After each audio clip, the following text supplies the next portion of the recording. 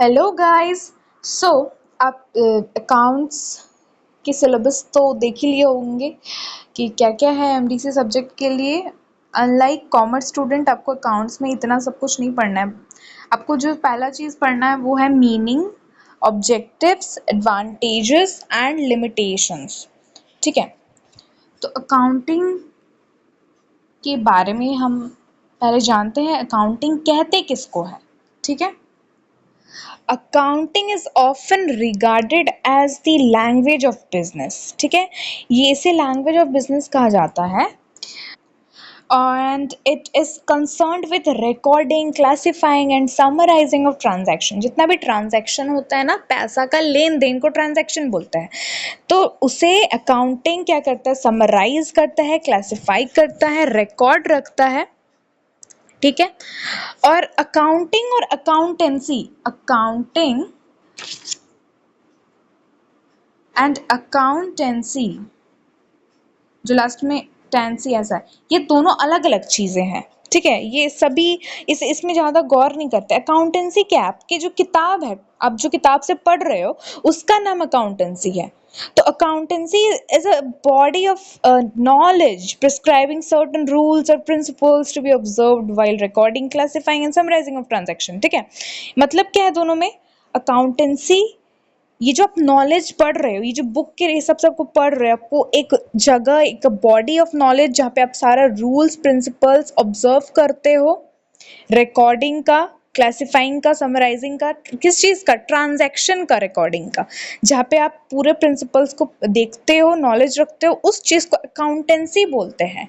और अकाउंटिंग किसको बोलते हैं, जब हम वो काम कर रहे हैं, जब हम क्लासिफाई कर रहे हैं, जब हम ट्रांजैक्शन को समराइज कर रहे हैं, वो चीज़ को हम अकाउंटिंग कहते हैं। समझ आया दोनों में डिफरेंस। ठीक है, ठीक है, तो यहाँ पे देखिए मीनिंग क्या है। तो accounting is often called as the language of business. The basic function of any language is to communicate. ठीक है, कोई भी लैंग्वेज हम लोग, आप जैसे आपका ओन लैंग्वेज क्या है, अगर आप भोजपुरी बोल रहे हो, उड़िया बोल रहे हो, बंगाली बोल रहे हो, तो आपका ओन लैंग्वेज वो है, वो क्या करते हो, आप क्यों बोलते हो, ताकि लोगों से आप कम्युनिकेट कर सको।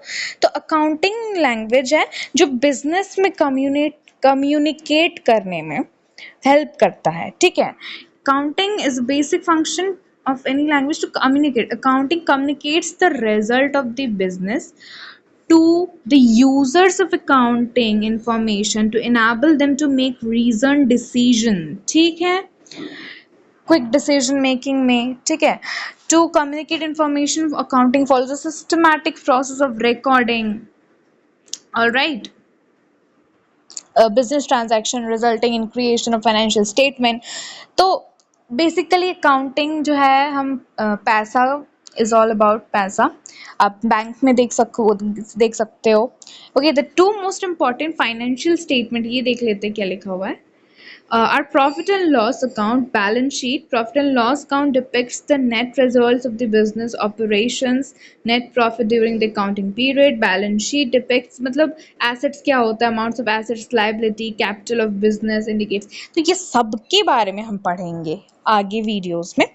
ठीक है, अब ये देख लीजिए इसमें क्या अकाउंटिंग डेफिनेशन, ये जो है आर एन एंथनी और American institute of certified public accountants और स्मिथ एंड एशबर्न, ये तीनों अकाउंटिंग के अलग अलग डेफिनेशंस दिए हैं। तो चलिए थोड़ा देख लेते हैं।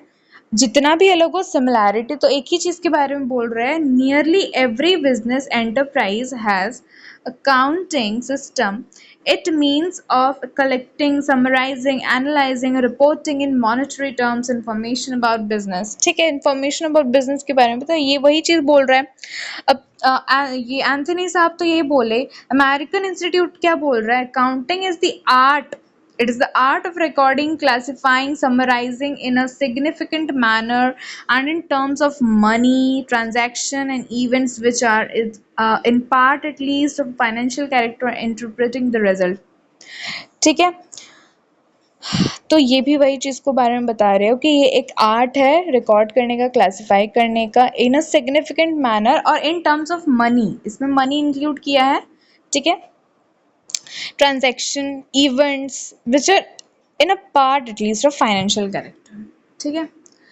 अब स्मिथ एंड एशबर्न क्या बोले हैं, accounting is the science of according recording classifying business transaction events primarily of financial, वही चीज़ है, ओवरऑल वही चीज़ है, ठीक है। तो अब आ जाते हैं ऑब्जेक्टिव ऑफ अकाउंटिंग, ठीक है। अब ऑब्जेक्टिव, आप कोई भी काम करते हो, ऑब्जेक्टिव का मतलब क्या, आप कोई भी काम करते हो उसका कोई ना कोई ऑब्जेक्टिव होता है। आप अभी पढ़ाई कर रहे हो, उसका क्या ऑब्जेक्टिव है, आपको अपना करियर सेट करना है। करियर में आप जो फील्ड, आप अगर साइंस फील्ड से हो तो आपके पास जो ऑब्जेक्टिव है वो करते हो आप। आपका ऑब्जेक्टिव है इंजीनियरिंग का तो आप बीटेक करते हो, आपको कोई भी सिविल सर्विस में जाना है तो आगे आप यूपीएससी की तैयारी करते हो, ठीक है। तो इसमें क्या है, ऑब्जेक्टिव ऑफ अकाउंटिंग में, accounting is an art as well as science. अच्छा, सबसे 1 सेकेंड, मैं कुछ और बोल दी। हाँ, ये है to keep systematic record of business transaction, ठीक है। ऑब्जेक्टिव क्या है, the main objective of accounting is to keep complete record of business transaction according to specified rules, ठीक है।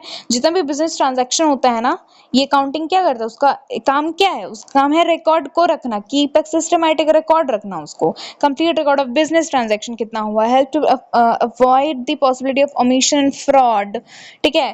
जैसे बिजनेस में होते हैं, अगर आप मतलब आप किसी को पैसा उधार देते हो, किसी को ऐसे बिजनेस में आप किसी को उधार में कुछ सामान दिए, वो बोला है कि लौटा देंगे, उसको आपको लौटा देगा वो कुछ दिन बाद। बट बिजनेस में क्या होता है ना, इतना मास पीपल, इतना वाइड पीपल होता है कि पॉसिबल नहीं है हर चीज का हिसाब रखना। इज इट पॉसिबल हर चीज का हिसाब रखना? नहीं पॉसिबल होता है। तो हम क्या करते हैं ना, अकाउंटिंग उसमें हेल्प करता है, आपको बिजनेस का रिकॉर्ड रखने में हेल्प करता है, ठीक है। ताकि अगर कोई बोलता है कि अगर आपको हम 1 महीना बाद भी लौटाएंगे और वो फ्रॉड करके वो चला जाता है, नहीं देता और हमको याद नहीं रहता है, उससे हमको प्रिवेंट करता है, अकाउंटिंग हेल्प करता है, ठीक है।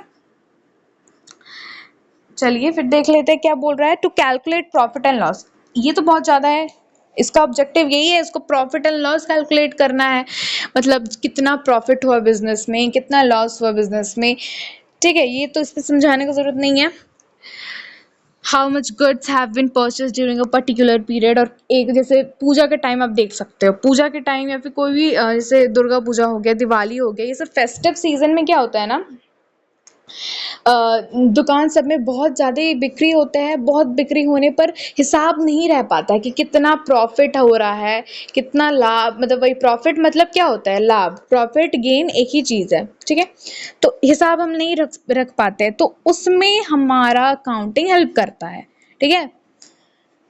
चलो, अ, इसको अगर आप, मैं पॉइंट्स को थोड़ा डिस्कस कर दूँ तो क्या लिखा है, how much goods have been sold during a particular period, कितना गुड्स का बिक्री हुआ, या how much goods have remained unsold, कितना गुड्स है कि बच गया, बिक्री नहीं हुआ है। कभी कभी होता है ना, बहुत दिन तक पड़ रहा था, तो सेल का जो चलता है, ये सेल कुछ नहीं होता है, वो सेल होता है पुराने माल को साइड करना, उसको सेल बोलते हैं। आप सेल के चक्कर में 50% ऑफ, 70% ऑफ, तो ये ऑफ वो क्यों दे रहा है, वो उसका जो ओल्ड माल है, जो खराब माल है, उसको वो हटाना चाहता है।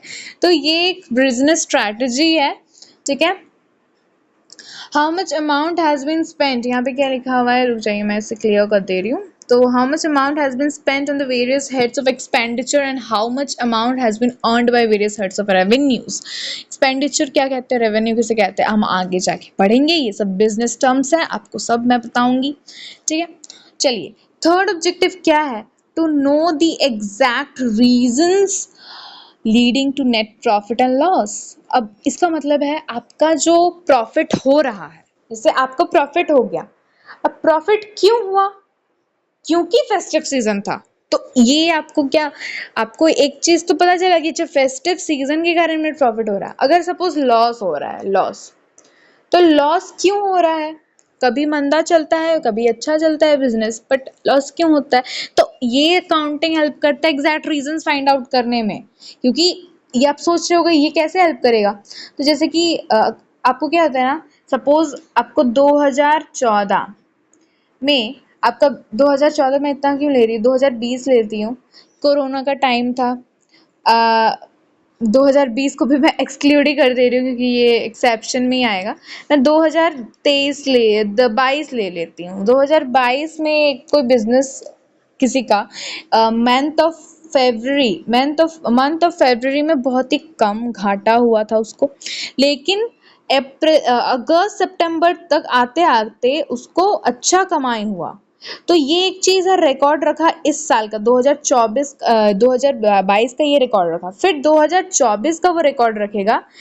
तो 2024 में अब उसको पता चल गया है, सॉरी 2023 में उसको पता चल गया कि अच्छा मेरे को फरवरी के मंथ में लॉस होता है, वो एक रिकॉर्ड रख के आ रहा है, अच्छा लॉस होता है, मतलब इसमें हमको बिजनेस में ध्यान देना पड़ेगा, इस समय वो कुछ स्ट्रैटेजी अपनाएगा। ठीक है, तो ये हेल्प करता है। फिर फोर्थ नंबर आ जाइए, बोलता है to ascertain the financial position of the business। ये क्या है कि for a businessman merely asserting profits and loss of the business is not sufficient। ठीक है, the businessman must also know the financial health of the business। For this purpose, after preparing the profit and loss account, a statement called balance sheet is prepared which shows the assets of their। ठीक है, तो ये पढ़ने के लिए, ये account समझने के लिए अगर आपको बहुत अच्छे से समझाना पड़ेगा, तो अभी इस अकाउंट को, ये पॉइंट को हम रखते हैं। ऐसा नहीं है कि आपको नहीं बता रही हूँ, आगे जाके जब आप पढ़ोगे debtors, creditors, balance sheet, cash book, इसके बारे में क्लोजिंग स्टॉक, फिक्स्ड एसेट, तब आपको अच्छे से ये वाला पॉइंट समझ आएगा। ठीक है, फिर देख लेते हैं फिफ्थ नंबर बोल रहा है to ascertain the progress of business from year to year. ठीक है, बिजनेस एक, जैसे मैं अभी कही कि 2022 में बिजनेस कैसा था, 2023 में कैसा था, तो ईयर आफ्टर ईयर कितना प्रोग्रेस हो रहा है, कितना डाउनफॉल हो रहा है, ये बताता है हमारा अकाउंटिंग, इसका ऑब्जेक्टिव है। फिर है to prevent and detect errors and fraud, जैसा कि मैंने आपको बताया कुछ एरर्स आ गया, कुछ फ्रॉड्स हो रहा है, तो वो सबको भी प्रिवेंट करता है। और ये also this provide the information of various parties. Another main objective is कि ये क्या करता है, कम्युनिकेट करता है अकाउंट इंटरेस्ट, जो इंटरेस्टेड पार्टीज होते हैं, लाइक ओनर्स, इन्वेस्टर्स, जैसे इन्वेस्टर्स हो गए, ओनर्स हो गए, क्रेडिटर्स हो गए, बैंक एम्प्लॉयज, गवर्नमेंट अथॉरिटीज हो गए, तो ये वो सब का भी इंफॉर्मेशन देता है। तो आप कोई भी 5 याद करिए, यहाँ मैं आपको 7 के बारे में बता दी हूँ, तो ऑब्जेक्टिव कोई भी 5 याद करके जा सकते हो एग्जाम में। आगे हम पढ़ेंगे एडवांटेजेस के बारे में और लिमिटेशंस के बारे में। ठीक है, थैंक यू।